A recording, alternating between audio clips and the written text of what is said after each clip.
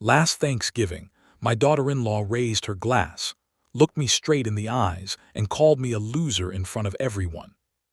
My own son didn't defend me. The table went silent. They thought I was just a retired old man in worn-out boots, a man who had done nothing remarkable with his life. So I smiled. I let them laugh. I let them believe it. Because less than 24 hours later, I would take them somewhere that would change the way they saw me forever. By the end of that weekend, the woman who mocked me would be standing speechless inside a mansion she never imagined I owned. And she would realize she had insulted the wrong man. Stay with me, because what happened next wasn't just about money. It was about respect. Welcome to my YouTube channel Moral Ecos, where silence speaks. On Thanksgiving Day, my son's wife called me a loser until I showed her my wealth and my mansion. My name is John Whitmore.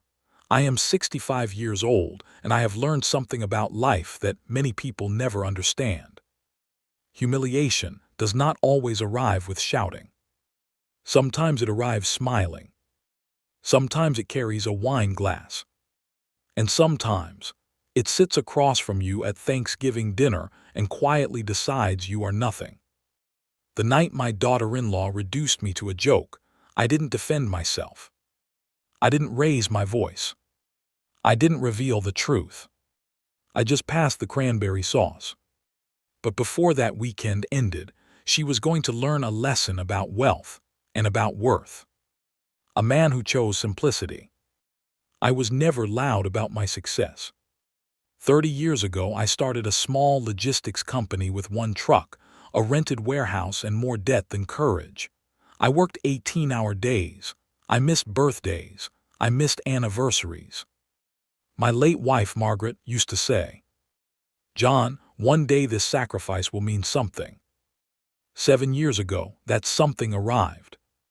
A national corporation bought my company for more money than I had ever imagined seeing. 8 figures. Enough to change everything. But it didn't change me. I still drove my old pickup truck. Still wore sweaters Margaret had bought me. Still preferred quiet mornings and strong coffee over country clubs and champagne.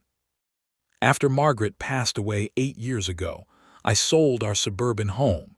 People assumed I downsized into a modest apartment. I let them believe that.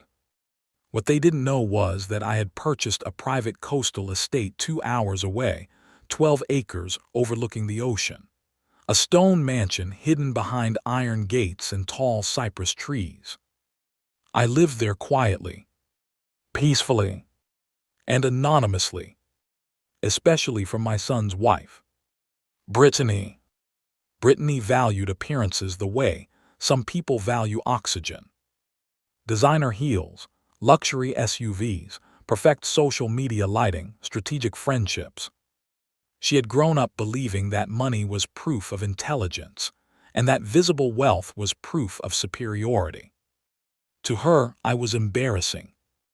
A retired trucker, an old man in worn boots, a father who didn't look successful.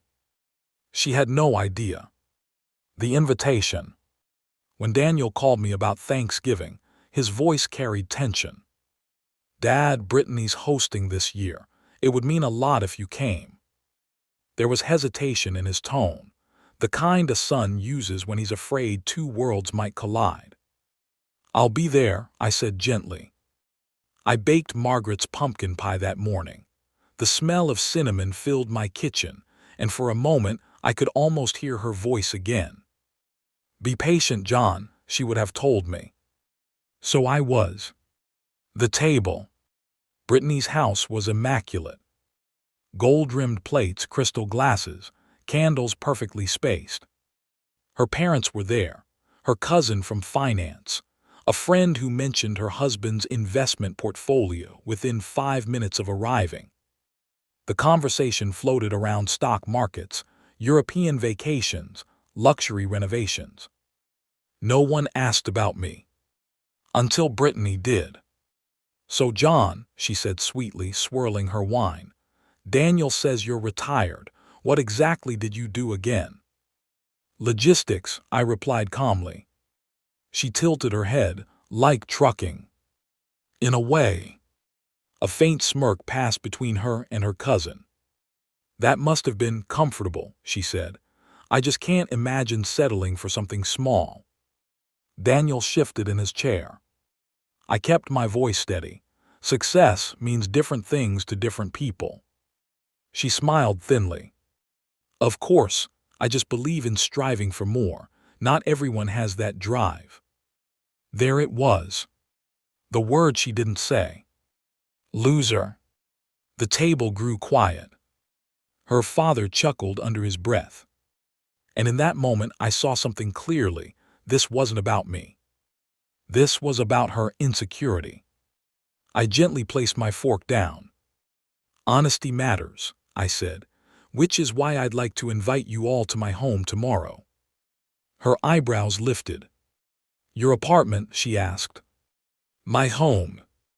She laughed lightly. Sure, we'd love to see it. She thought she was humoring me. The drive to truth. The next morning, they followed my pickup along the coastal highway.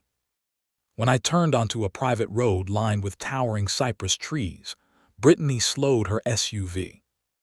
John, she called through her window, are we lost? No. At the end of the road stood massive wrought iron gates. I pressed the remote. They opened. Daniel stared. Dad. We drove up a winding driveway until the mansion revealed itself, stone exterior glowing in the morning sun, floor-to-ceiling windows reflecting the ocean below. Brittany stepped out of her vehicle slowly. Her voice barely formed words. This is whose house? Mine. Silence. The kind that crushes pride. Inside the mansion, the doors opened into a grand foyer with marble floors and a curved staircase. Sunlight poured through glass walls, overlooking endless blue water. A grand piano stood in the corner. Margaret used to play. Brittany walked forward as if stepping into another dimension. She touched the marble countertops, the imported wood panels, the original artwork lining the hallway. How much is this place worth? Her cousin whispered. Enough, I said. Daniel's eyes were wet. Dad, why didn't you tell me? Because I didn't want my money to define our relationship. We stepped onto the terrace overlooking crashing waves. I built something from nothing, I told them quietly, and I built it so my son would never struggle. Brittany's face had lost all color. I thought, she began, then stopped. Yes, I said gently, you thought I was small.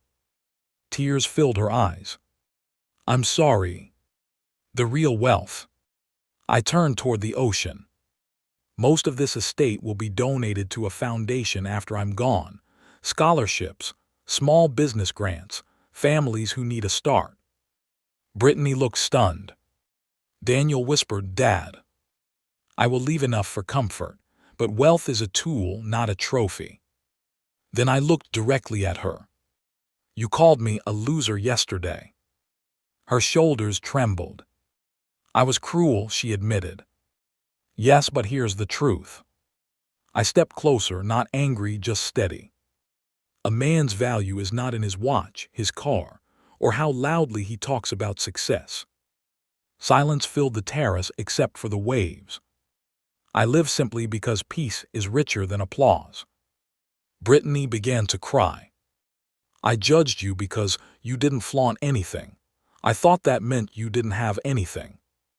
That's a common mistake, I replied softly. The apology. Inside, something shifted. Not just in Brittany. In Daniel, too. He hugged me tightly. I'm proud of you, he said. Be proud of yourself, I answered. Build something meaningful, not something impressive. Before leaving, Brittany turned back. I measured you by what I saw, she said. I was wrong. I nodded. Measure people by their character. It lasts longer than wealth. That night, when they drove away, I stood on the terrace alone. The ocean roared below. Margaret's voice seemed to echo in the wind. You did right, John. I hadn't revealed my wealth to win. I revealed it to teach. And maybe, just maybe, Brittany learned something more valuable than money that weekend. Moral of the story: never mistake quiet for weakness. Never assume simplicity means failure. And never measure a person's worth by the size of their display. Because sometimes, the man you call a loser owns the entire horizon. My name is John Whitmore. I am 65 years old. And that Thanksgiving, I didn't prove I was rich. I proved that character will always be worth more than cash.